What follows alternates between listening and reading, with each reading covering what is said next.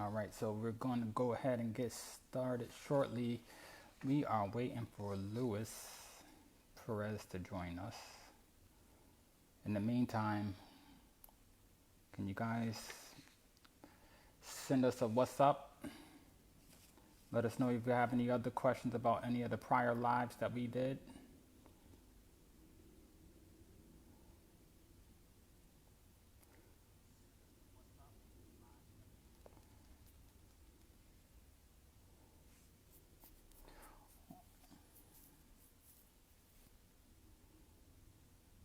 Okay, hey Carrie, hey Sharon.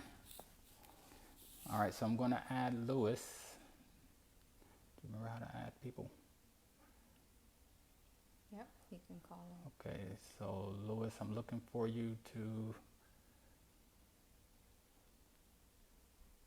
He has to join on his side.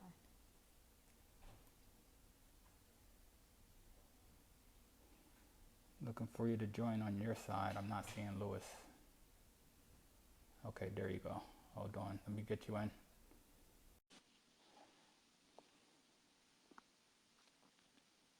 Okay, so it should be adding Luis right now. Technology. Technology.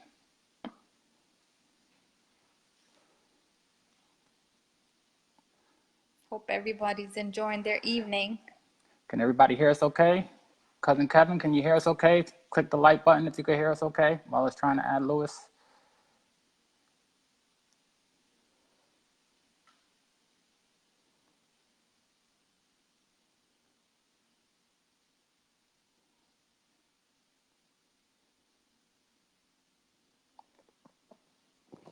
Can everybody hear us okay? Can you guys click the like button?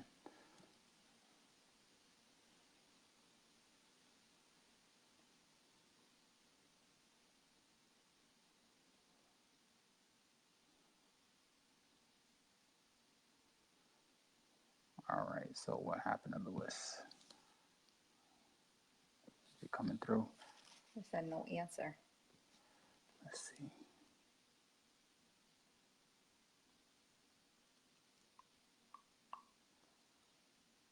All right, Luis, can you try again, please?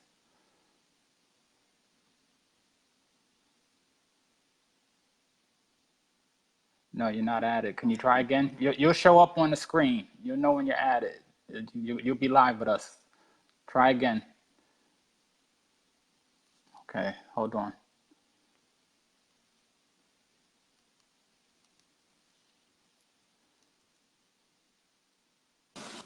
All right, there There you we go. go. How's it going? Hi. Yeah, long time no see. How's everybody doing? Everybody's Good. How doing are you? great. How are you? Doing good, thank you. Thank you for asking. Just got home from, you know, rushing from work, getting little guy. You know how it goes. Actually, no, we don't know how it goes anymore because we don't have any little guys. That's so true. I forgot about that. Yeah, Yeah, all our kids are adults. yeah, So, they're all gone. before we get into this, first of all, I'm not sure if you follow or how many live sessions that you've seen that we've done so far, but this is kind of special to me. This is kind of near and dear to me. So if you go back and you look at some of the live sessions that we did, or one of the live sessions that we did, um, I had somebody ask me about the relationship that I have with my father, right? So what I found out was when a man talks about his father on a Facebook Live, they have an app that makes it seem like a man is crying about it and real emotional about it. Yeah, yeah. so so if you go back and you take a look at that live, you'll see exactly why this is kind of near and dear to me. But other than that, I'm excited because you are our first person that we are interviewing. So we thank you for your time. We appreciate your time and sacrificing your valuable time with your seed to hang out with all in the family this evening. So thank No, you for that. well, thank you for having me. I truly, truly appreciate it. And I'm honored because I saw a few of the other podcasts and they were, last week was hilarious. So Rob had a few questions and a few comments of his own, so that was funny. Yeah. But So yeah, Rob is already talking about having questions. So without further ado, what we're going to do is we're going to do the right thing and we're going to introduce you properly. Okay, so when I was talking to my wife, I was trying to figure out the best way to do it. So she is going to do the introduction. So if you just want to hold on for a second and let her introduce you the proper way. All right. Okay. So we would like to introduce a man who has been holding it down as a single father for many years now. He is a male. Yeah. Stereotype. Well, He is a male. he is a male and he's a single father. So right there, stereotype is crushed. He is Hispanic. Again, I am. stereotype is, and the stereotype is crushed. We have been knowing him for about 20 years now, and he is nothing less than hardworking, kind, giving, and just an overall dope person. Oh, thank you. Today, we have the pleasure of doing our first interview with successful single father, the man himself, Luis Perez. So if you guys are watching this from live land, can you please give some likes and some love for Luis? Rob's on. Here we go. Okay. Oh, shout out to Dory. I see Dory is watching. So Luis, we sent you a list of questions before the interview to make sure that you are prepared for this interview. So if you watch some of the All in the Family Live, you know that we are uncut. We are pretty much the raw meat right out the package. We don't put any Lawry's or we don't put Mrs. Dash on how we do this. 2126, Miss Dash. 2126. That's code talk for Manchester Hospital, but I shouldn't be giving that away. But just to put everybody watching onto it. So so here's the thing. You know what we're going to ask, right? Mm-hmm. But we don't know what you're going to answer. So based on your answers are probably going to drive more questions from us, if that's okay. No, it's quite okay. I mean, we're family, man. I've known you forever, so. Okay. Yeah. And one other thing is, I had posted that we're going to be doing this interview, and Rob he said he had questions.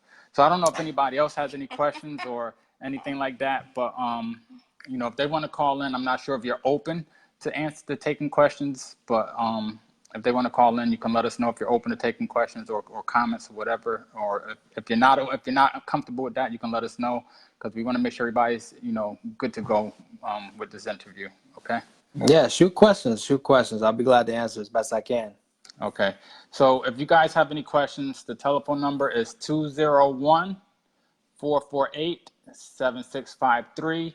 That's 201-448-7653. If you call in, please turn your phones, your live feed down, because we're going to have you on speaker and we don't want to have any interference coming back. And it sounds like Luis will be happy to answer any questions, which is great. And Luis, we appreciate that. So, of course. So just another, one other thing to add is, fatherhood, like I said, that's something that's near and dear to my heart. I don't know if you've seen me or heard me talk about my cousin Kevin. My cousin Kevin has a Seeds of a Father campaign, and coincidentally, his father and my father are brothers, and we coincidentally didn't have our fathers in our lives, and they happen to be brothers. The strange thing about it is both of our fathers had their father in their lives. So it's not like they weren't taught father in their life, but they had their fathers in their life, which is kind of I guess strange to me. It's ironic. So it is. All right, it is. So if you are ready, we can go ahead and get started. Are you cool? I'm ready. Okay. Kevin is a paid sponsor for this program. He should be. He should be, Rob. I hear you. So and Rob, you got the toll-free number. Everything is toll-free if you got the right cell phone plan. Okay, so the first one is your background. So if you could give us some of your background and were your parents single? So what is the background of Luis Perez? And what are you, like 30 what? How many? 35? I just turned 37. Yeah, so okay, I'm getting up there. Yeah, Okay. No, I just turned 37. I was actually born in Puerto Rico. I am a single father. My mother was a single mother. of three kids. So she's very, very strong for raising three kids. And of the three, I guess I am the least qualified, if you will. The other two are college graduates, and they have alphabet behind their names at their corporate America jobs. So they are doing fantastic. I'm trailing behind the eight ball here. But, you know, we moved around a little bit and settled in Connecticut, where I went to elementary school, started second grade up here, and then, you know, went to middle school, high school up here. Then, you know, moved to California for a little bit, which was a ton of fun out there, and came back home. So this is where I settled for now. Okay, awesome. So, so your mom was single. So did you have any type of relationship with your dad at all? You know, I did not. I mean, I met him. I saw him a few times, a handful of times when I went back to Puerto Rico. And just recently, we started reconnecting. He's in Texas now. So we talk once in a while. But, you know, it's one of those things where it's like, I know him, I know of him, but it's not. A relationship there? It's not a strong relationship. We have a long way to go before we can say that's what it is. Okay, cool. Yeah. So you can ask the other one. He said he is one of three children. One of three children.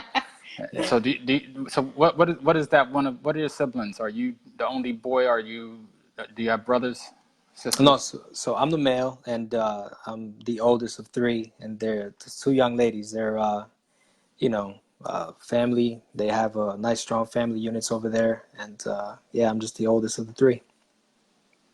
Okay. So do you think your background influences your drive with your relationship with your child? Yeah, definitely. I think not having my father around gives me a different perspective. So I'm always there. I always I'll drop anything for my son and I head to wherever he is if it's needed. It's just not having my dad. I'm not sure what are the right things and the wrong things to do, what to talk about at what age. But, you know, we learn as we go. But it definitely influenced me to make sure I'm always around. Mm-hmm. So he said you have one child and it's a son. Oh, I'm one and done. Okay. I am one and done. That's it. I got You're my still little young. guy. No, I'm all set. I'm all set. You know? I am one and done. That's for sure. Yeah, well, I know a lot of rich guys. They have kids when they're 70. You know, they still pop them out at 70 years old. So, Yeah. never My say father. never. Yeah. Well, my father has. I have a 3-year-old half sister. If you know what I mean. Like my father didn't stop, so I learned from him what not to do. What not? What not to do? Yeah. Okay, so tell us about. Okay, so tell us about your support system, because I know, you know, we moved away from our support system to Baltimore, but I mean, the bright side is our kids are older. So, Yeah. can you just give us a little bit of background of how you manage with your support system and who's part of your support system? Yeah. So, honestly, for me, I wouldn't be anywhere without my immediate family, my sister, my sisters, my mother, and then all my friends who I consider immediate family. But I'm very, very lucky. Like my little guy, he loves sports, so he plays basketball, and you know, I can take him to go basketball practice, and then I can go handle,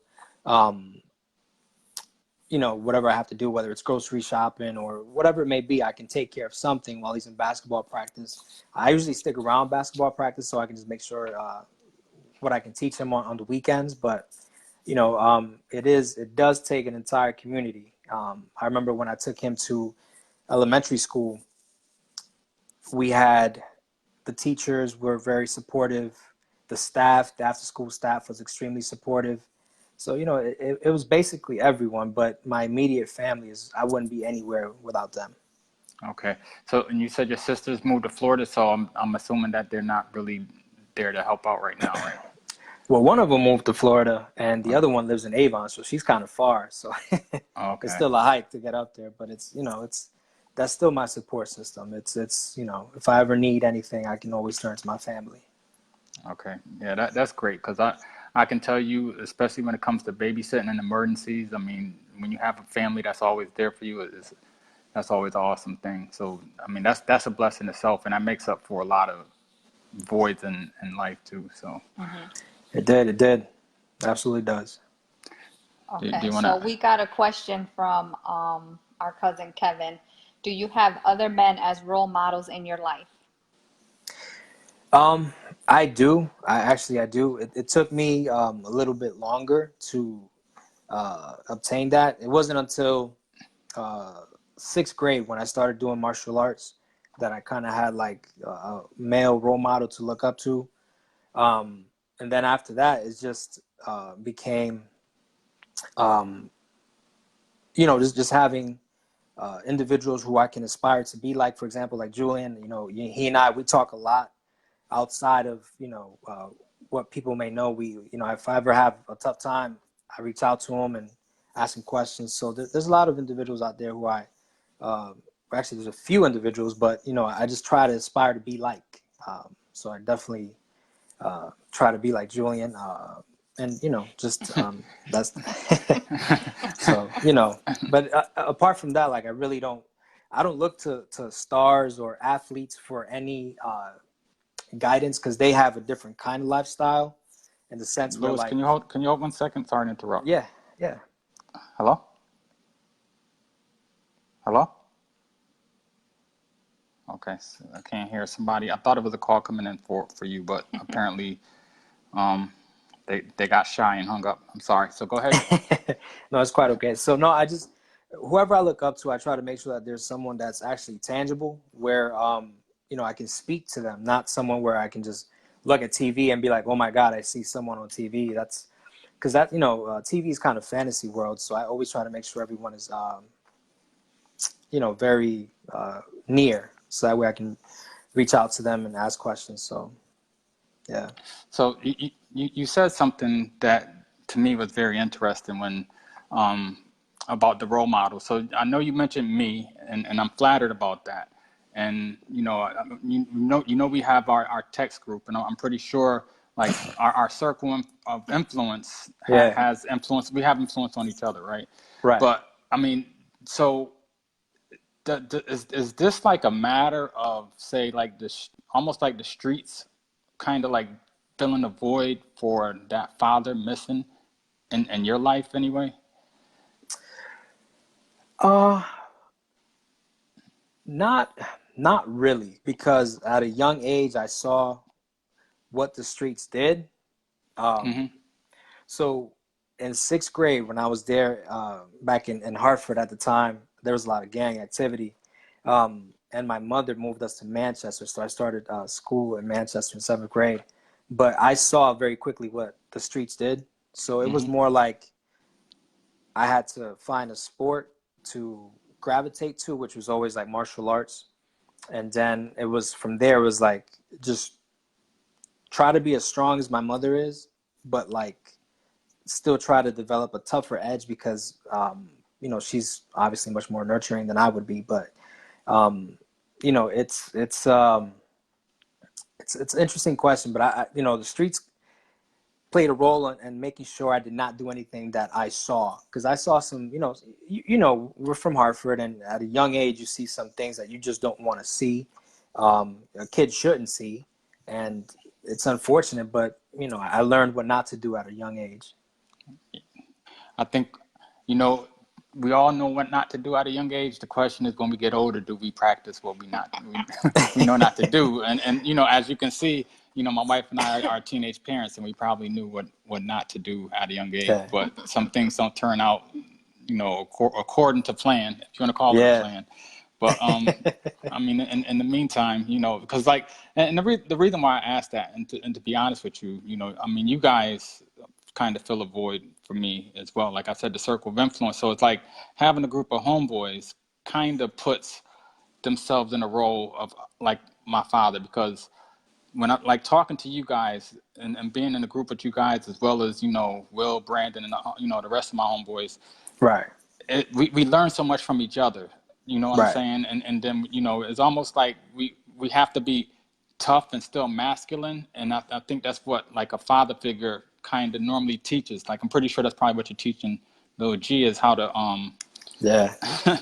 be a man, if you will. You know what I'm saying? Yeah. Versus, go out and, kind of do dumb stuff. But, I think if you get lucky with a good group of homeboys that got their heads on right, then, you're good to go. But sometimes it doesn't work out that way. And that's what I meant by the streets. So the streets is anybody outside your immediate family. Okay, I got Not you. necessarily the bad streets. So.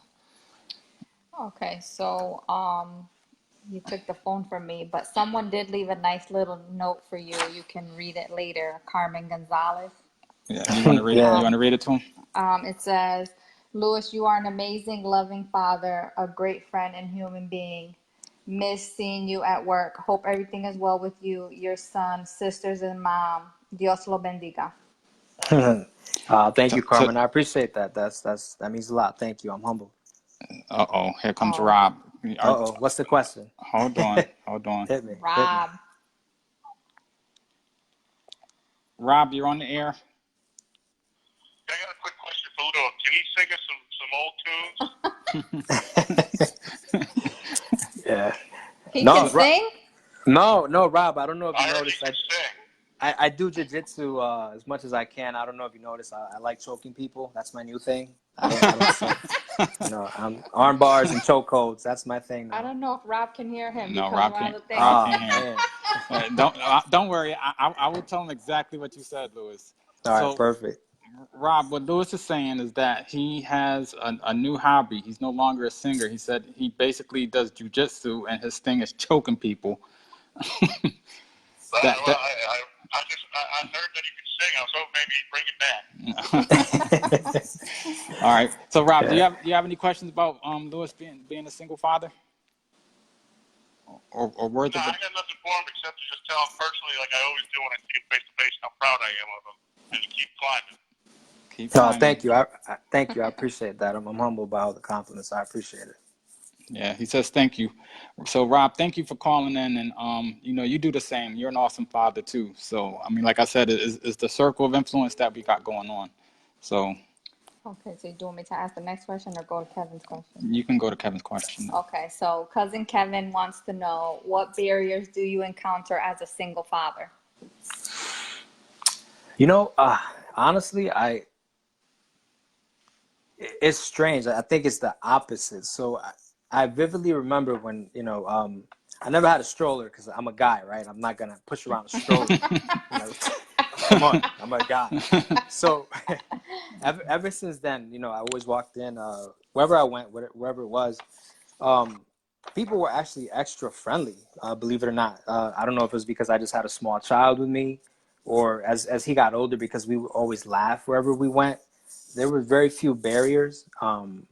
Even when we recently went to Florida, and all we encounter is laughter and smiles, and everywhere we go, we don't have barriers yet.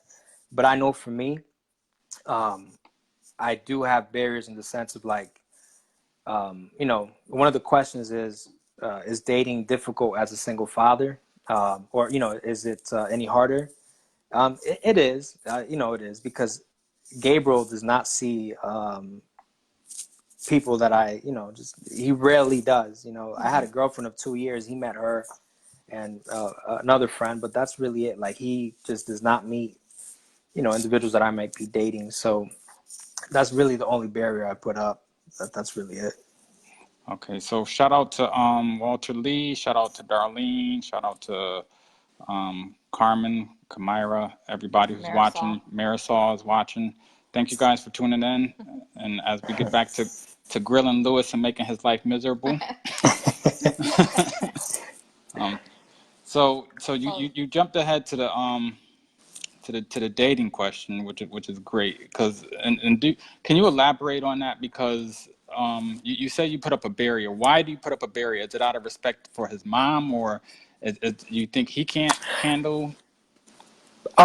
So I know my father, right? My biological father. His DNA, he's a player. Like, that's just, he's a Rolling Stone. So I definitely want Gabriel to have a different view. I want him to have respect towards women. So I need him to understand, like, to find a significant other. I mean, he's obviously 7, so he won't understand just yet.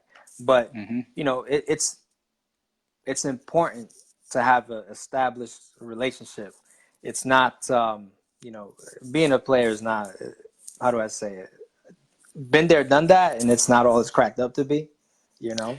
See, and I guess, you know, what you're saying is almost like a whole nother life, you know, in terms of being a player, because especially like in my Facebook feed, there's some people who have been, and this is kind of going off the beaten path a little bit, but there's some people that talk about, you know, they want to be single, or you know, I see like memes and they talk about how they're single and all they do is count money and they do what they want. But I Mhm. mean, it sounds like, um, it's like you said, it's not all it's cracked up to be. And this is why also why we're doing this interview with you, because me personally, um, as you know, I've never been a single father, except for there was like if you go back and watch some of the lives, especially like I think it was the second one we talked about our relationship and some of the roles in our relationship, and maybe for all of 3 months I could have considered myself to be a single dad, because you know, she had some issues where she wanted to feel independent and do things on her own, and you know, so we kind of separated for like a small period of time. Yeah. And and the thing is, like, you have a boy, I had a girl, and I couldn't imagine having my little girl grow up without the mom being there, because women's makeup is different than a guy. You know what I'm saying? And all I know Yeah. is how to be a guy. I don't know how to be a girl. So I think you're fortunate that you can teach a guy how to be a guy versus a guy trying to teach a girl how to be a girl. You know what I'm saying? So Yeah. Listen, I'm gonna. I always say only men can raise men, and only a woman can raise a woman, and it's a real tough job to try to um, play both shoes. Is really difficult, because I remember when I would take Gabriel to daycare, and he was just learning how to speak, and every time I pick him up, he called me mama, and I'm like, dude, it's daddy, like daddy, say daddy. But it's because when he was young, um, I was extremely close to him, because obviously he's my first child and only child. But it was just, I had a nurturing tendency. But as once he got older, you know, punishments became planks, and you know, we'd run together. So it changes. Like, you know, now I'm training him how to throw his hands, and you know, he's a lot tougher around the edges. So it's a interesting.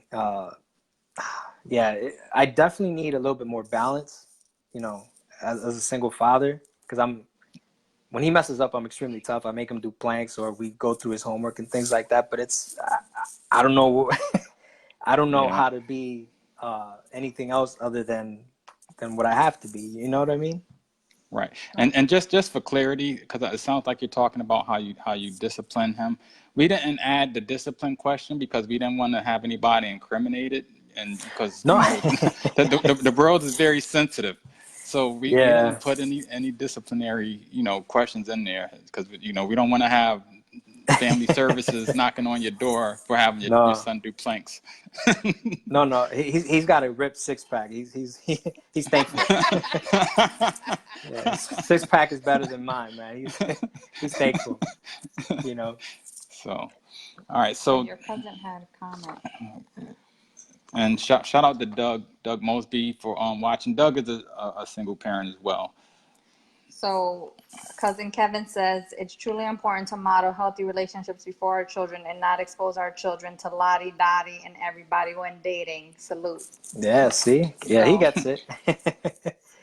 so Yeah. I was It's. just gonna say that growing up, because I lived with my mom, I used to see my dad on the weekends, but I didn't really like any of her boyfriends.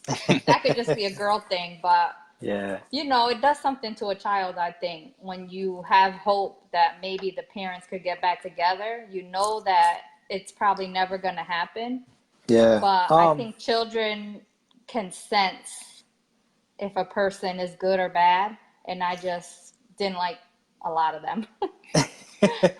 um. All of them. You know. It's it's a strange dynamic because like with Gabriel and I, like Julian, you might laugh at this. This is actually really funny. Like I'm trying to teach him to be so my goal as a father, right, is to try to shorten his time frame for everything that I've done. So I purchased my first property when I was 29 turning 30, and my job as a father is to shorten that time frame. So the other day we made a bet, we'd entered into his first verbal agreement, and his job is when he's 18 to have $10,000 ready, so I can match his $10,000, and we can get a duplex together. So that'll be his first business. So I think um, I'm trying to steer away from, how do I say, the relationship thing, and I want him to focus on business and things that I never learned as a kid. So that's where I constantly take his mind. Like I always take his mind towards like, hey, do you know how much this costs? Why don't let's go to GameStop. Let's take some of your games and I'll play the difference. You know, like that type of thing. So I try to get him focused on finances and things like that. That's where I take my attention to. Yeah, and that's really huge. That's huge, Yeah. especially seeing him so young, and and I'm pretty sure you probably give him the right books to read as well. And I know you mentioned, and no disrespect to your sisters or anybody else that has a lot of alphabets behind their names, but at the end of the day, it's that self-education that's going to get you to the next level. You know what I'm saying? And to make sure Yeah. that he's prepared, and you're trying to give him a jump start. That's really huge. I mean, nobody gave us a jump start. And this is again, this what we do on All in the Family is we break stereotypes, and Yeah. that's just another one right there, and that's really huge. So shout out to you on that. I mean, that's Thank you. huge. Yeah. So It's did you want to read the comment from Carmen? So Carmen says, girls need their dads. My daughter is having a hard time with that. A woman can raise both. We just learn to be strong. I am having too many emotions with my daughter because I grew up without my dad, but he was there for me. Um, and Kevin is giving her a little bit of encouragement. yeah.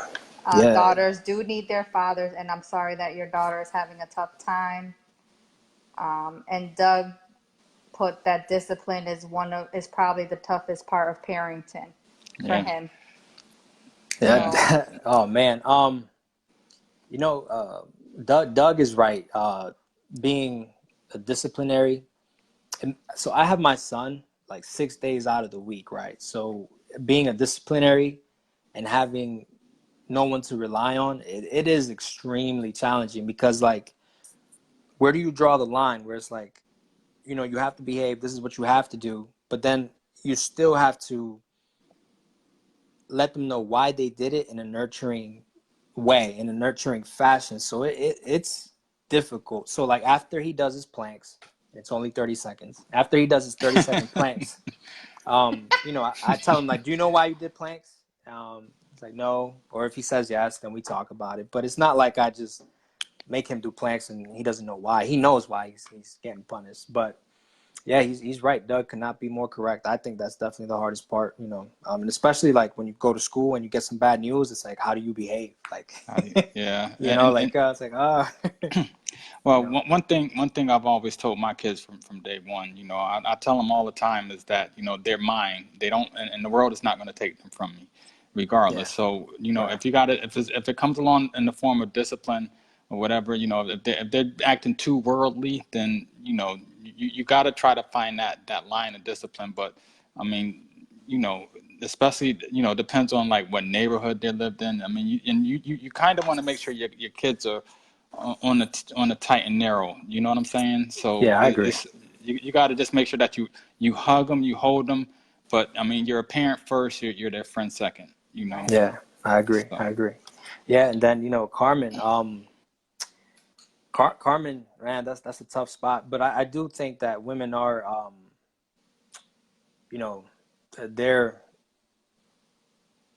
they're the backbone, right? They're the backbone of society. So I think they naturally have, we men may be strong, but they have a different kind of strength. So Carmen being both it is challenging, and it is important, but just it's one of those things where in that situation, it's you just have to, time will heal it. It's one of those things where time will help it, because it's not very much you can do if the father wasn't there. Like I know for me, not having my dad, just time took care of it. Like I have no quarrels about not having my father. Like I'm fine. Like that's something that's closed, and it happened, but I'm okay. I really am Okay. okay. So I think I might have to take that offline with you and and have a separate discussion, because Okay. there's still some issues with me, and Yeah. like and because there's too many unknowns with me. You know what I'm saying? Like, Yeah. especially when it comes to death. Like, death is a major thing. We all live once, and for me to not know how I'm going to feel when that guy passes away is just it just nags at me. And I don't want him to pass away sooner so I can find out. But I mean, it's just one of those things that I know how I felt about my grandparents. I know how I felt about I already know how I'm gonna feel about my mom. So so my dad is, like I said, we can take that offline and talk about that in a text message, or in another conversation. So okay. So Okay. So our next question is, how do you handle co-parenting? So you mentioned you have your son for 6 days. Yeah. Honestly, my situation is unique in the sense that I have him 6 days a week. So I wouldn't say co-parenting so much. I literally make all the decisions. Like, I take him to the doctor's appointments. I take him to the dentist. I take him to school. I'm at the parent-teacher conference. It's just me. I provide the information, and if the other party is able to support, that's fine. If not, that's also fine.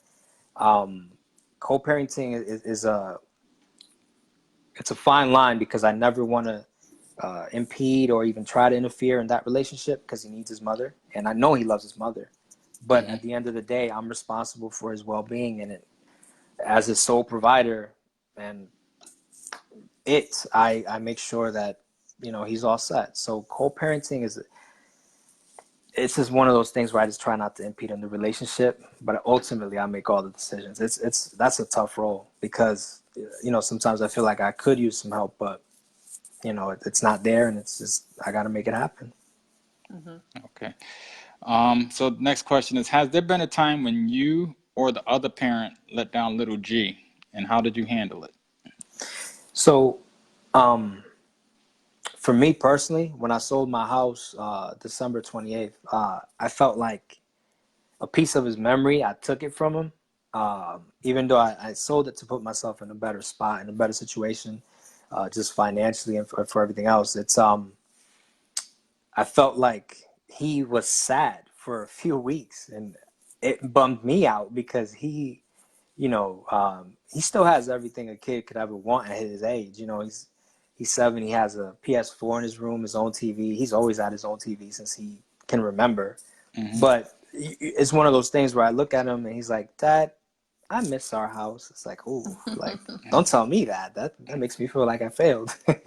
Yeah. So basically, you did something to try to improve your situation, is what it sounds like, right? Yeah.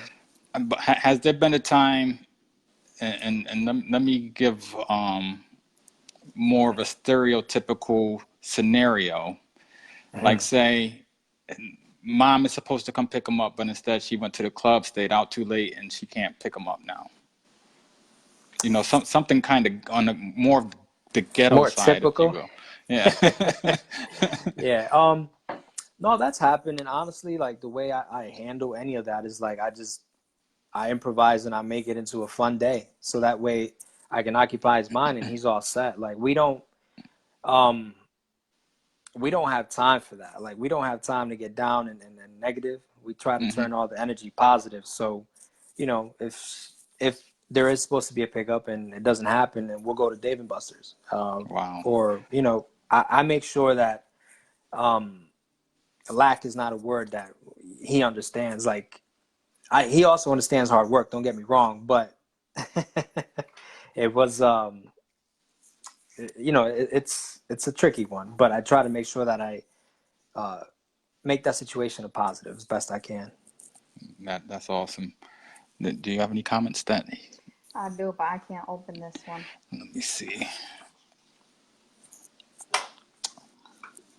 So Doug is asking, what about boys versus girls? I have a boy coming and my girls live with their mom, but now I have a mini me on the way.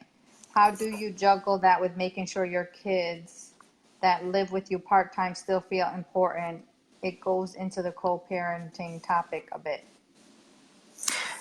Yeah, first and foremost, congratulations. That's a blessing. Having another baby, but I've seen it where it's successful when the child is first born. You just immediately introduce the older siblings as quickly as you can and let them know this is your, brother. You eliminate the word half, and it's brother, sister, and from day one, you show them how to love, and they'll just follow suit. And I've seen it. I've seen it successfully with other parents. Myself, I have a half sister because my dad has like, I don't know, 8 or 9 kids that I know of. But I have typical. Yeah, tell me about it. So I have a half sister, but she's my sister, and she's in Puerto Rico, Right. and I text her. We talk on Facebook, and Kama Iselin, I love you. So that's my family. Like, you eliminate the word half immediately, and at the end of the day, that's still your bloodline. So it's tough, but it's there. So side question: are you trying to make little G bilingual, or is he already? I work on it, but not as much as I should. It's challenging because I take him to summer camp, and he goes to they all speak English. I take him to school, and they all speak English after school, basketball. So I try as best I can, but then when we watch movies, they're all in English. So I try, but it's it's not always something I'm successful at. I have yet to. I have to improve on that. Absolutely have to. Okay, because I'm hearing that it can pay big dividends in the future. So a lot of people talk about and especially on a rental property. You'll be surprised how many people up in Connecticut don't speak English. And so Yeah. and I know a little bit of Spanish, and it comes in extremely handy in the rental and the rental property game. So if that's the way he's going, make sure he has a good foundation with his Spanish. So shout out to Todd Clemens, I believe, is watching, and who else just joined? Brian Neal and Jessica.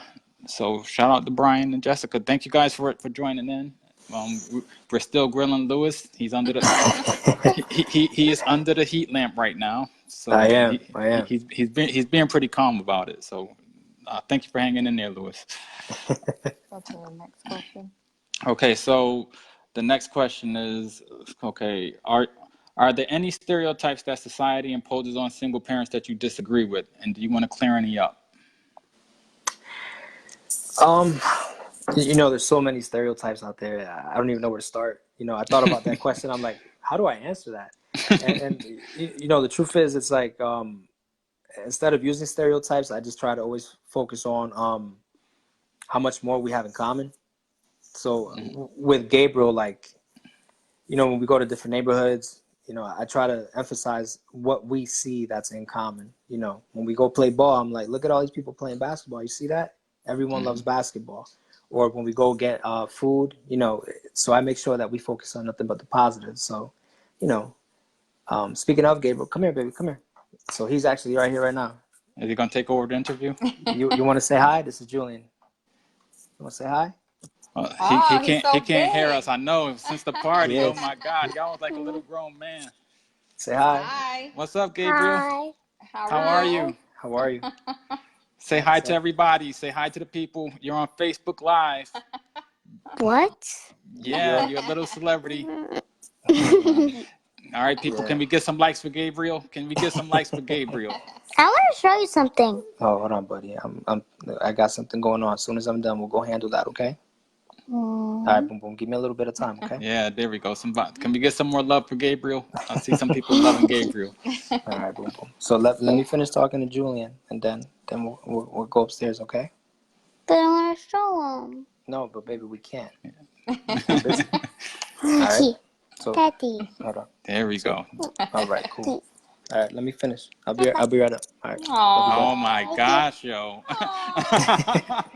All right. Wow, he just stole a show with that one. It's over. Yep. The interview is done. He's done. Ours are too old now. Ours are too Drop the old. mic. I missed that Drop the age. mic. Wow. Yeah. Wow. Drop.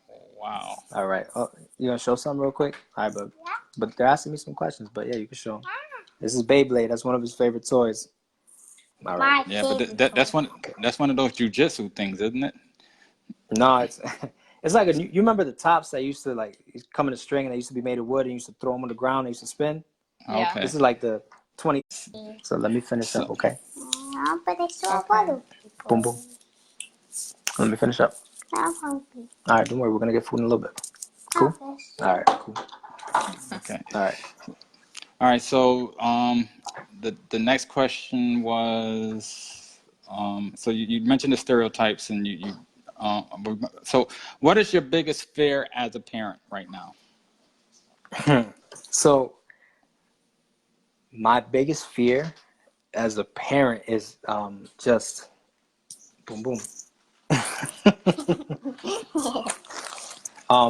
Just it's. Hey, hold on 1 second.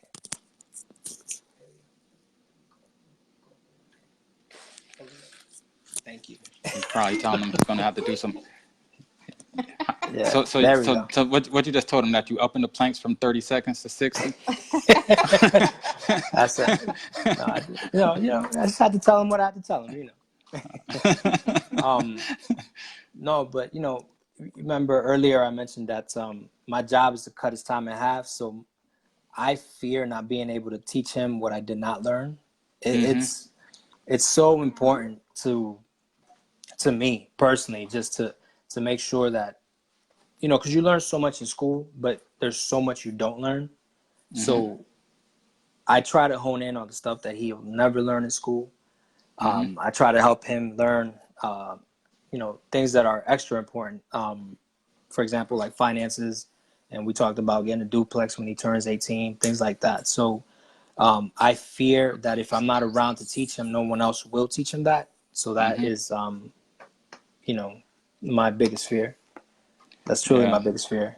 Yeah. So it sounds to me, and I don't want to put words in your mouth, but I think it sounds to me like me and you may have a similar fear, and it's really the future of your kids and making sure that they're set, especially with knowledge. So it's almost like you can teach a kid to fish, or you can catch a fish and give them the fish, but you want to kind of make sure you taught your kid how to fish and make sure that he can survive on your own, and because you taught him the stuff that you didn't know.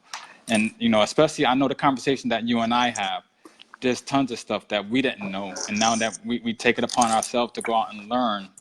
So you're probably saying to yourself, well, goodness, I didn't know this, so now I got to make sure that I teach him what we didn't know, and try to push it down and make sure that he knows it, and the rest of the Perez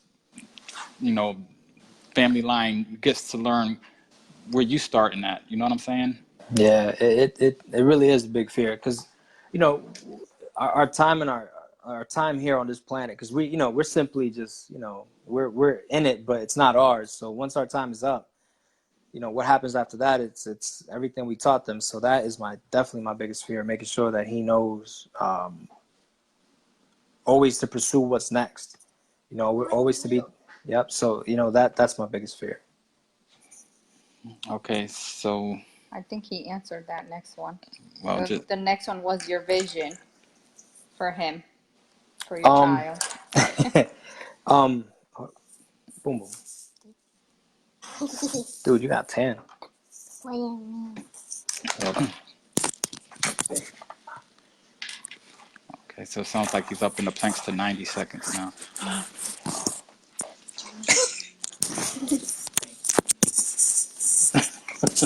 All right. So my vision honestly is just for him to be great at what I was good at, and whatever I was great at, I want him to master that.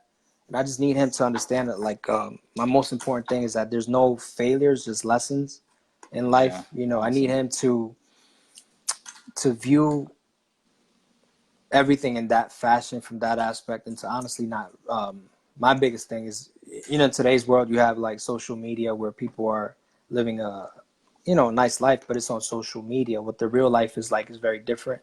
So Yeah. I need him to understand that, to be himself at all times. That's super important to me, to be true to himself and just to focus on learning from everything that happens. So for me personally, that's huge, because I know when I was working third shift not that long ago, making sure I took care of him, it was rough on me, and I was a zombie for quite some time because I didn't realize I was just so tired. But um, it wasn't until recently that I woke up again, and it made me realize that I was sleepwalking, and I need him to be true to himself, because at the time I wasn't being true to myself. I was being more of a zombie, just going through the motions, just happy that I had a job at Mass Mutual, where now it's like, wait a minute, I gotta capitalize. Like I'm in a great position to do some really good things. So now that everything's lining up, it's only when I woke up that it started to line up. So Yeah, and I think if you go back on, I can't remember which one of the Facebook lives that I think it was the moment I was talking about being like a minority in corporate America, where it's like it's like when you go to work, you have to put on this mask, right? And it's really not you. But when you want to do stuff bigger, like have real estate and have gold and stuff like that, you want to come out and you want to be yourself, which is the true Lewis. You know what I'm saying? And you yeah, want to teach little G to always be himself at any given time, and not have to play this game. So you want to capitalize off the game you're playing, and then turn that into a reality that he can always be himself, right? yeah, So Doug put, go ahead. Go ahead. no, no, Go ahead. Sorry.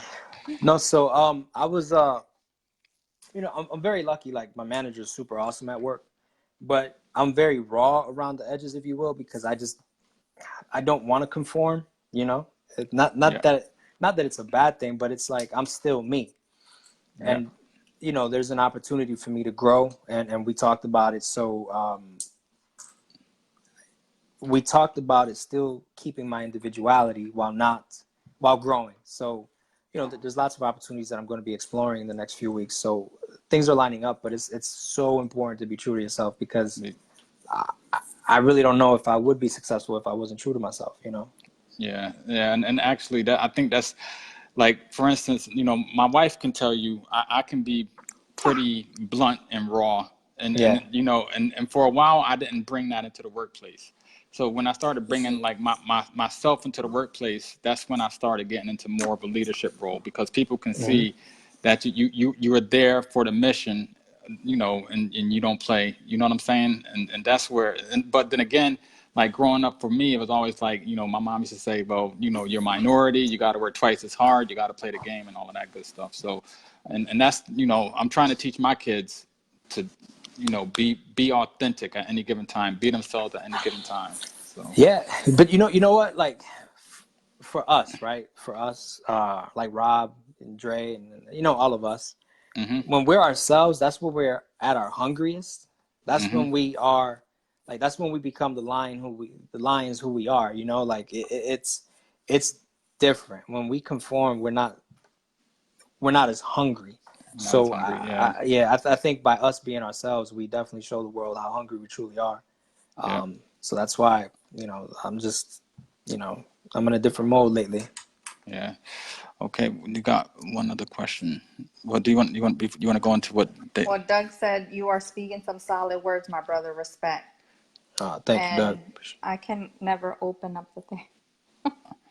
And Carmen put, there's going to be a time that you're going to find yourself learning from him. It's amazing. Just communicate as much as you can.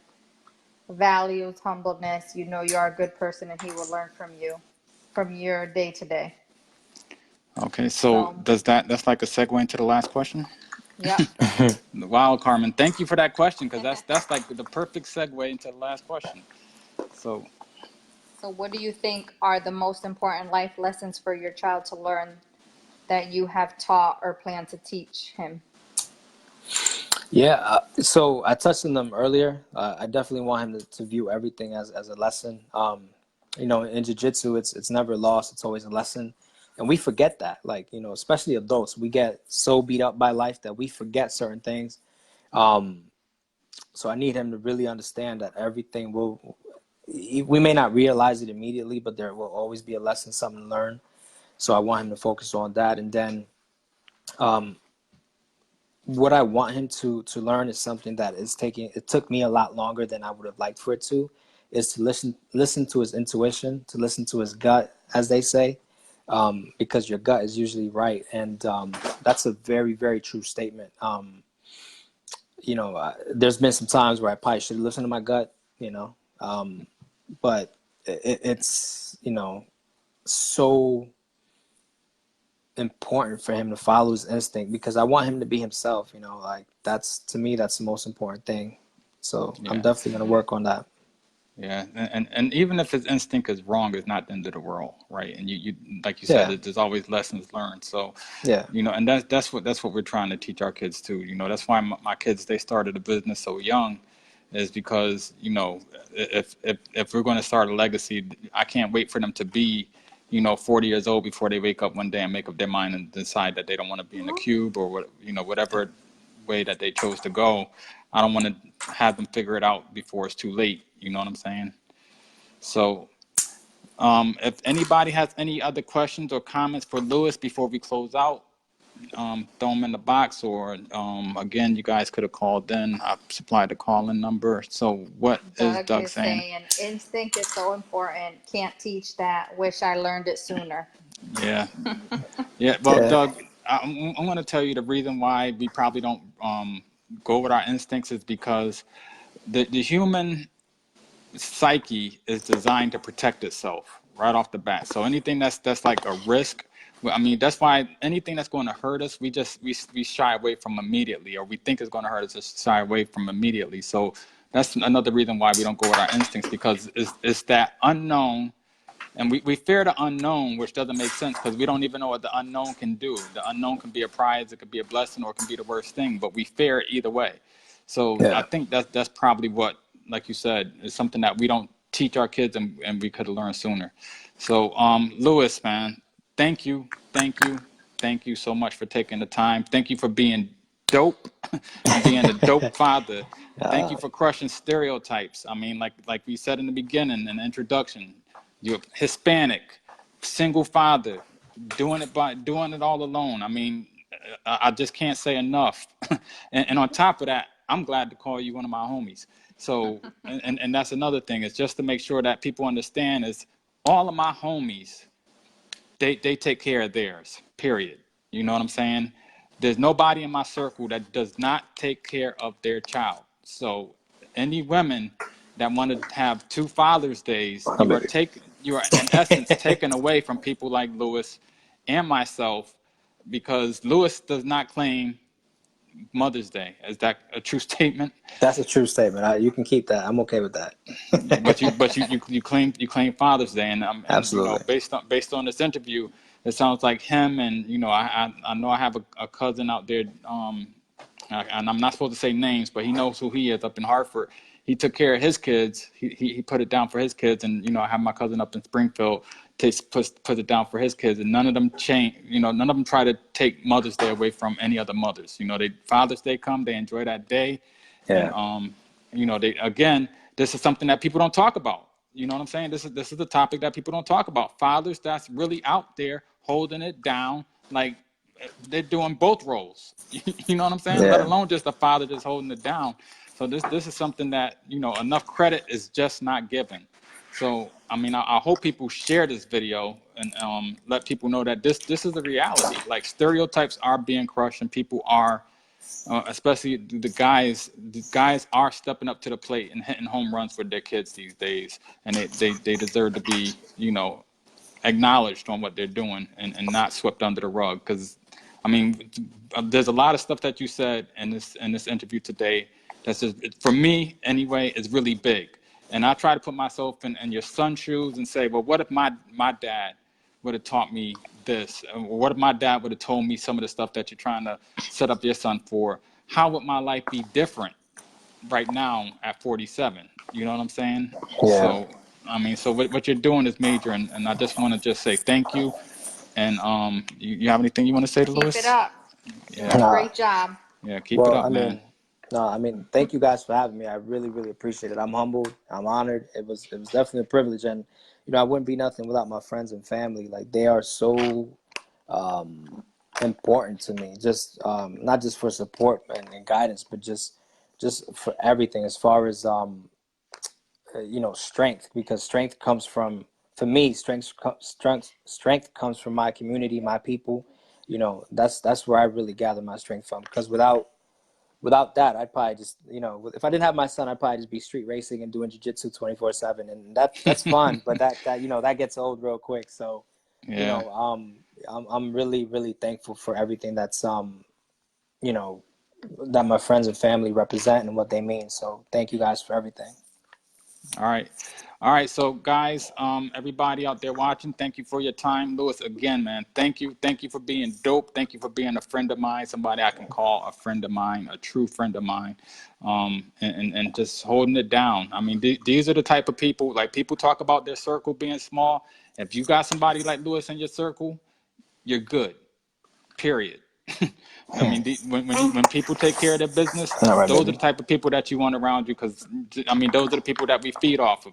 As you can probably tell, Lewis and I, and Rob and Dre and a few other people in our circle, we feed off each other, we drive each other, and we try to teach our kids stuff that we didn't know growing up. And we when I find out something, I share it with Lewis. Lewis finds out something, he shares it with me, and each one teach one, and we got to push that down to our seeds. So.